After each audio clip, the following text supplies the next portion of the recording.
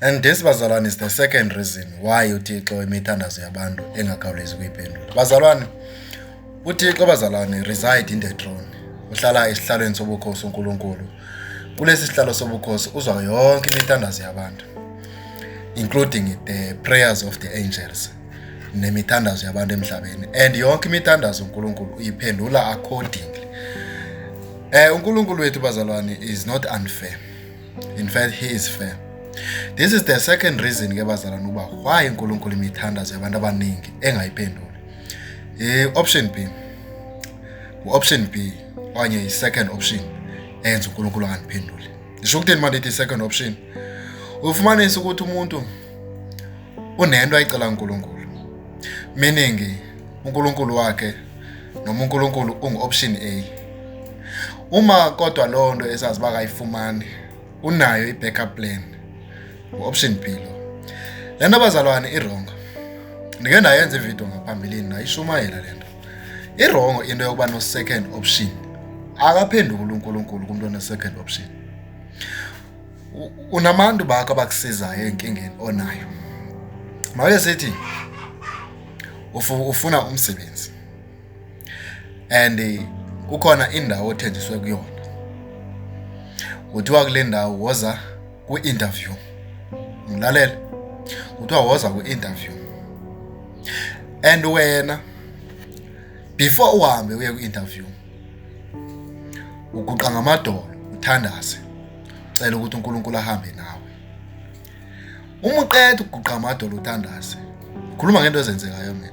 Uma uqeda ukuguqa amadolo uthandaze, uhambe ekitchen noba uye endlini encane noba uye kwenye indawo, ufike ulayite impepho pha, khulume nabantu abadala. U-second option lo. These are the reasons uNkulunkulu angabaphendula abantu. uNkulunkulu bazalwane is not mixed with anything. uNkulunkulu akadibene na nix. Wadala umhlaba eyedwa ngongekho umuntu umncedisayo. And ngeke abe khona wabakhona kuqala nje. Yayo into ezokwenza uNkulunkulu angabikho kwakulo nto. Uma kuthe kwenzeka wafumana umsebenzi lapha ya, ufumene ngenhlahla yakho. Not because uNkulunkulu ukuphendulele. And abanye abantu abaninzi remain not answered. Ufumanisa ba umuntu futhi unento emphetheyo. Ndiyavuma bazalwane kukhona izinto ezelapha ngamayeza esintu. Zikhona izinto ezilatshwa ngamayeza esintu. Ufumanisa ba umuntu unesicelo naso uNkulunkulu. Kodwa njengoba enesicelo naso uNkulunkulu ayihambe ayexhweleni. Uma efika exhweleni limsiza ixhwele kodwa uthandazile lo muntu. That is the second option. Akabaphenduli uNkulunkulu abantu abanjalo. Bazalwana uNkulunkulu uphendula abantu abanjalo. uNkulunkulu uphendula abantu bazalwana abathembe yena yedwa. Because udumo lukaNkulunkulu alunikezwa izithixo. Alinikezwa ezinye izinto ezingangoNkulunkulu. Udumo lukaThixo. Uma ufumana umsebenzi. Nenza umzekelo. Masithi ucela umsebenzi uNkulunkulu. And then uye waya kwisangoma esithile sakunika amayeza okumele wasebenzise. And then ubuke waqala ngomthandazo. Umthandazo wathandaza nakuwo. And then umsebenzi uyawuthola. Ubani ozombonga? Yinto enza uNkulunkulu angalingaphenduli walapha. Because udumo lwakhe uNkulunkulu alithengisi. Udumo lwakhe uNkulunkulu alinananiseli. Ubani ozombonga lapha umuntu lo msebenzi? Because into yokuqala ozoyenza uzohamba uyobonga la muntu. Because lo wamuntu uzokucela ukuthi mase uphumelele ubuye uzobonga. Bazalwane abantu abaningi bane second options. Second option ingozi bazalwane. Ingozi i-second option. And ndike ndathi ngaphambilini umuntu bazalwane one second option mayithandaza uNkulunkulu kubhetela ngathandazi nokuthandaza uNkulunkulu.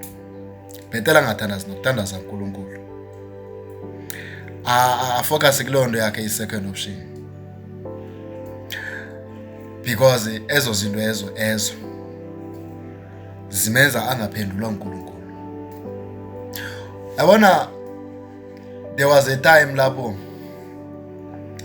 ufumane ndiye ndathi khona ndiyazi ngxa abantu ngizoyilungisa le ndaba. Ndike ndakhuluma uba kukhona izinto ezilatshwa amayeza esintu. Ndiyazi abantu bazoyitolika wrong laa nto. Yaziva abazalwane bandini. There was a time lapho ndikhumbula kudala ekhaya sasiphathwa ngumkhuhlane. So umama wayevela athi masihambise ukhiboza. Iboza liyeza lesintu. Athi phuza iboza. Usuphela umkhuhlane. Yinto yesintu eya. Yabona nto.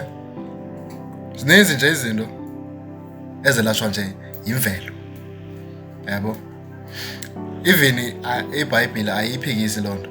Uma ufunda incwadi kaIsaya, incwadi yokumkani, ufumanisa lapho ukumkani uHezekiya wayekade egulela ukufa. Njengoba wayegulela ukufa, ukumkani umprofeti uIsaya waya kuye wamxelela uba makakhe isicumba.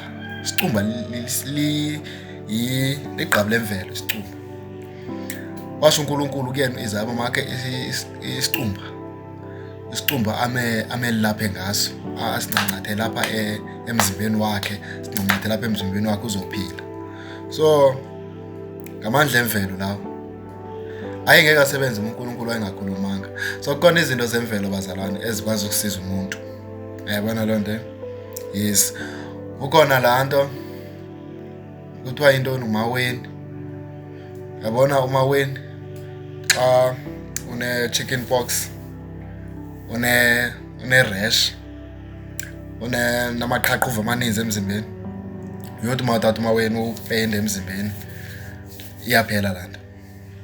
So ndizama ukuphendula eya nto ndithe khona amayeza emvelo because abantu bazoyitolika rongo laa nto. Bazoyitolika rongo laa nto. So bazalwane ndizama undiphendula ke. uNkulunkulu